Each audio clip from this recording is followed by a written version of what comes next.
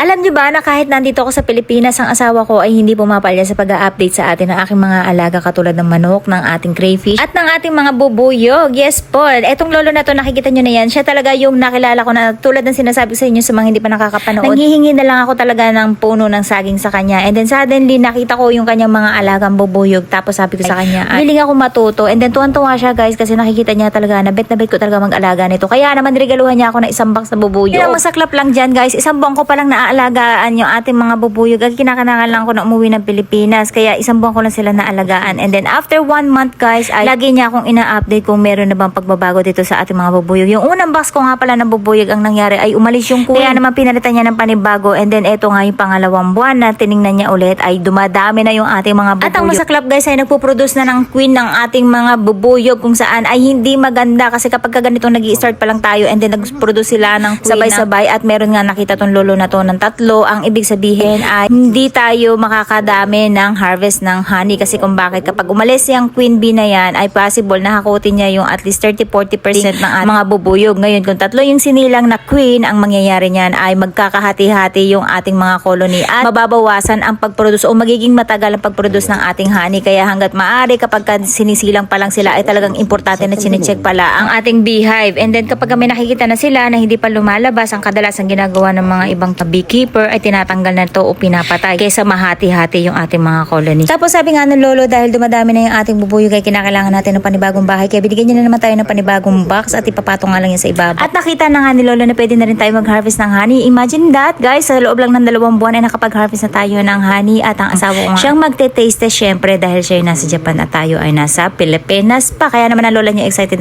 na ako talagang umuwi. Dahil gusto ko talagang may experience na ako mismo yung nagbubukas, ako yung naglilinis, ako yung nag-check, ako yung nag-aalaga dito sa ating mga bubuyog. At someday sana magkaroon din tayo ng malaking farm dito sa Pilipinas dahil gusto ko talaga tong gawin dito sa Pilipinas. At ganito naman ang itsura ng pinaglagyan ng mga queen bee o kaya yung tinatawag nilang queen cell, kasi yung makikita nyo na yung parang bukol na yan yung pinaglalagyan ng mga honey. Makikita nyo magkakaiba talaga ang size nila kasi kaya medyo nakaalsa yun at nakalawat dahil mas malaki nga yung queen kaysa doon sa mga drone at worker. Buti na lang bago ako umuwi ng Pilipinas, binilang ko talaga si Papa ng suits. Actually sa akin yun, kaya large na rin yung kinuha ko at para kasya na rin kay Papa. Actually next time kailangan ko natigisa kami para next time pagka nag-harvest kami, dalawa na kami ni Papa.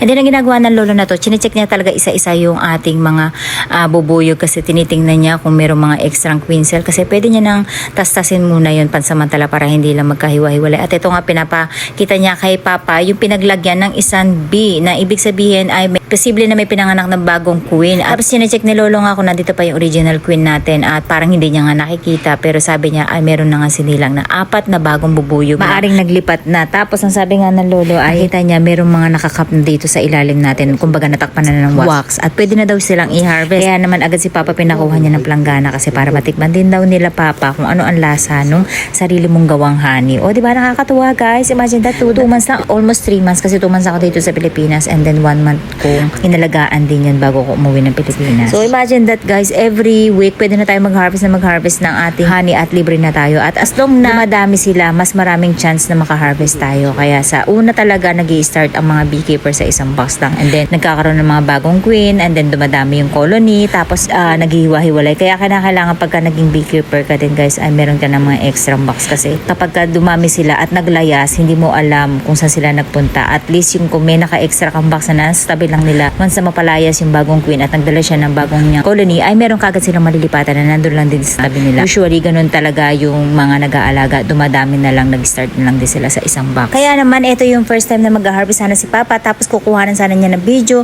habang tinatasas ni lolo yung ating bee wax. Ang problema ay kinagat siya ng bubuyog at ang nasuot niya kasing gloves ay yung plastic lang, hindi niya alam na tumatagos din pala yun. So ayun, nung nagulat siya, nabitawan niya actually yung cellphone, hindi ko na nga alam mapapakita.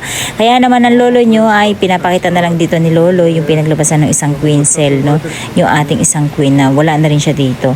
Tapos ayan, mag-harvest na sila niyan time na yan, bigla nagulat si Papa, nabitawan niya yung hawak niyang cellphone, kaya ayun, hindi na niya nakuhanan kung paano hinarvest yung ating wax at yung ating honey. So ayan yung kinalabasan niya guys, nasa planggana na siya at it-tastes na Papa kung ano ang lasa ng ating honey. Natatawa nga ako dito sa asawa ko kasi medyo nahihiya pa siya at wala pa siya masabi sa intro, kaya ayan lang ang nasabi niya.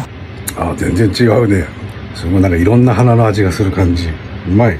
At nabitin pa nga siya sa lasa kaya kumuha pa siya ulit ng kutsara para tumikim ulit. Kaya yan ngayon hindi lang kayo ang naglalaway pati ako naglalaway na kaya nga gusto ko na umuwi kasi gusto ko matikman yung sarili kong gawang honey. すごいフルーティーな感じ。フレッシュです。